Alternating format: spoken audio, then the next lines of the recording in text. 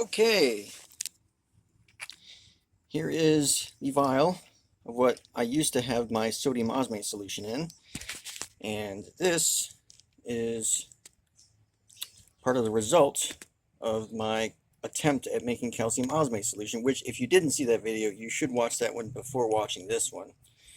You may remember I attempted to mix a solution of calcium chloride, which was way too acidic, with sodium osmate dissolved in bleach.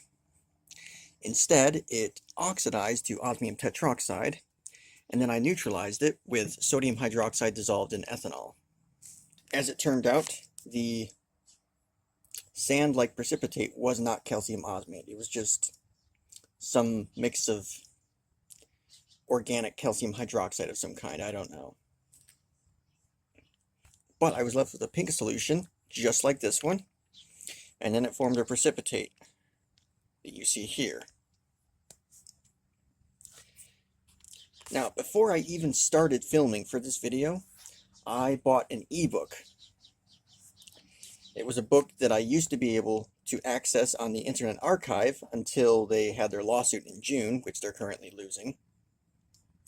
But I bought the full ebook, and a single sentence in that ebook explained everything that happened here. So then when I started filming, I was trying to make a compound of osmium called ammonium oxyosmolyl nitrite. However, I completely failed to do so because I was trying to oxidize the sodium osmate with hydrogen peroxide instead of hydrochloric acid. Because if you mix sodium nitrite with any substantial concentration of hydrochloric acid, you get this really opaque orangish precipitate, and you can't see through it, you can't see what's inside of it, so you can't really tell if you've made anything other than that. And I was hoping the hydrogen peroxide would oxidize it, because although hydrogen peroxide and bleach neutralize each other, that reaction also creates singlet oxygen. Here's the thing, it oxidized some of it, not all of it. So, because this was supposed to be my last compound of that batch, I decided to bail out and neutralize what was left of my sodium osmate solution. And I figured I'd do so in a way that creates this pink solution.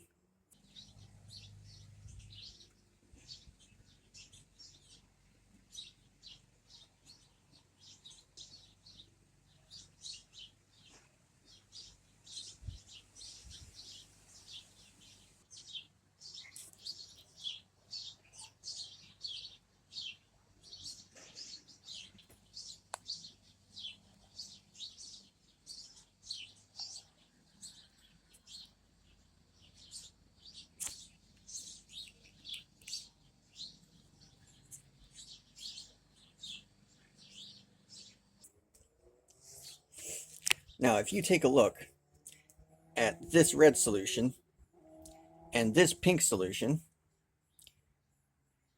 which one is the sodium osmate solution? The red one or the pink one?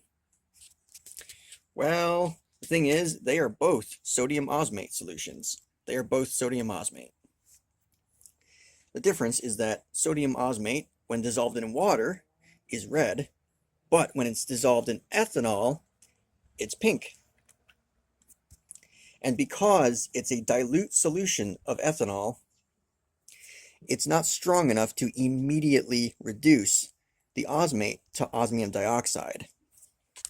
However, if you let it sit for long enough, it will eventually reduce it to osmic acid, which is exactly what I have here.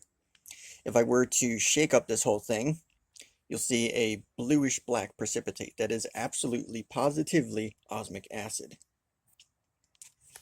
And over time, this pink solution may also get reduced.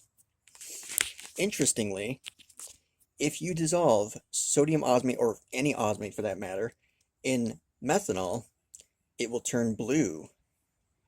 So, osmate solutions can be red, pink, or blue.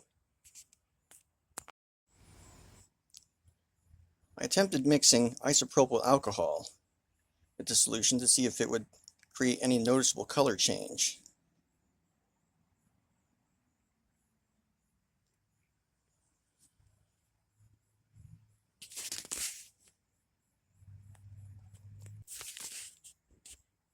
And it really doesn't.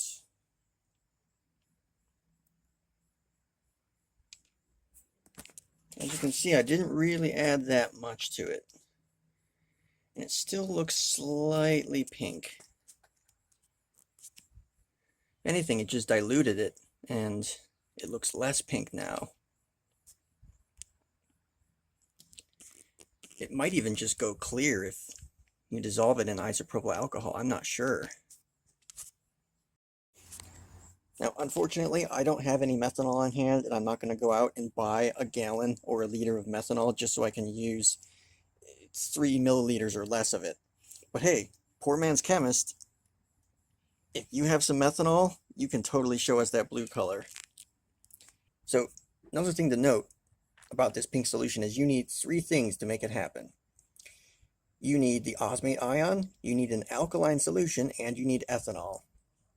If the solution is acidic, you'll get osmic acid instead, which is exactly how I made that sodium osmol chloride in a previous video. So in conclusion, my attempt to make calcium osmate resulted in total failure. I started with sodium osmate, and I ended with sodium osmate. Just a different color.